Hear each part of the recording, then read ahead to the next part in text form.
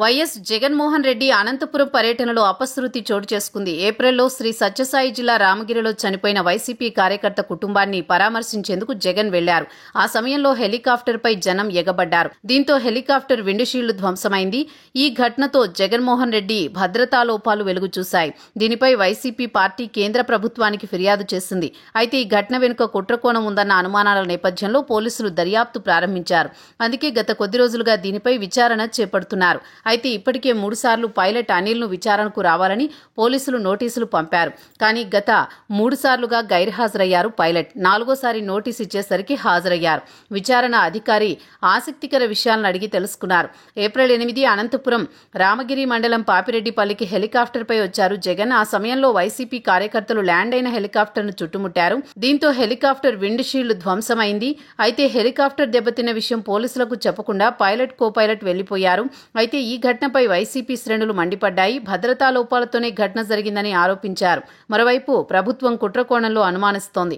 ఒక్కసారిగా హెలిప్యాడ్ వద్దకు జనాలు విడిచిపెట్టడంపై అనుమానాలు వ్యక్తమవుతున్నాయి. దీనిపై డీఎస్పీ సైతం నియోజకవర్గ వైసీపీ ఇన్ఛార్జి తోపుదుర్తి ప్రకాష్ రెడ్డిని ప్రశ్నించారు.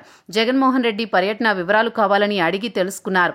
హెలిప్యాడ్ వద్దకు ఒకేసారి జనాలు రావడం వెనుక తోపుదుర్తి పాత్ర ఉందన్న అనుమానాల నేపథ్యంలో విచారణ అధికారులు ఆయన్ను సైతం ప్రశ్నించారు. అయితే గత 3 సార్లు విచారణకు గైర్హాజరైన పైలట్ అనిల్ నిన్న జరిగిన విచారణకు మాత్రం హాజరయ్యారు. 3 సార్లు నోటీసులు జారీ చేసినా ఎందుకు హాజరు కాలేదని విచారణ అధికారి ప్రశ్నించారు. జగన్మోహన్ రెడ్డిని ఎందుకు తిరిగి తీసుకువెళ్లలేదని, హెలికాప్టర్లో ఏమైనా ఇబ్బంది తలెత్తిందా, ఆ విషయాన్ని ఉన్నతాధికారులకు తెలియజేశారా, హెలికాప్టర్ వెనక్కి తీసుకువెళ్లేందుకు ఎవరి అనుమతి తీసుకున్నారంటూ ప్రశ్నల వర్షం కురిపించారు విచారణ అధికారి. అయితే తనకు ఆరోగ్యం సరిగా లేక సంస్థలో వేరే విధులకు హాజరు కావడంతోనే విచారణకు రాలేదని పైలట్ వివరించారు. మరోవైపు ఆ రోజు భారీగా జనాలు తరలి రావడంతో ఆందోళనకు గురయ్యామని చెప్పుకొచ్చారు.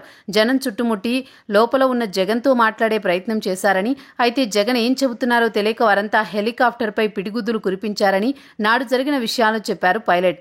అప్పటికే సైడ్ మిర్రర్ చీలిపోయిందని, మళ్లీ జగన్మోహన్ రెడ్డిని తీసుకుని గాల్లోకి ఎగిరితే అది పగిలే ప్రమాదం ఏర్పడే అవకాశం ఉండేదని, టేకాఫ్ అయ్యే సమయంలో జనం మరోసారి చుట్టుముడితే టెయిల్ రోటర్ వల్ల ప్రాణాలకు ముప్పు వాటిల్లే ప్రమాదం ఉందని కూడా చెప్పుకొచ్చారు.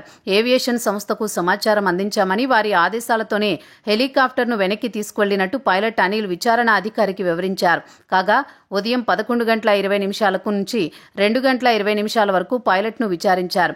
అయితే హెలిప్యాడ్ వద్ద చోటు చేసుకున్న పరిణామాలు, వైసీపీ నేతల సోషల్ మీడియా ప్రకటనల నేపథ్యంలో కుట్రకోణంలో విచారణ చేపడతామని దర్యాప్తు అధికారులు తెలిపారు.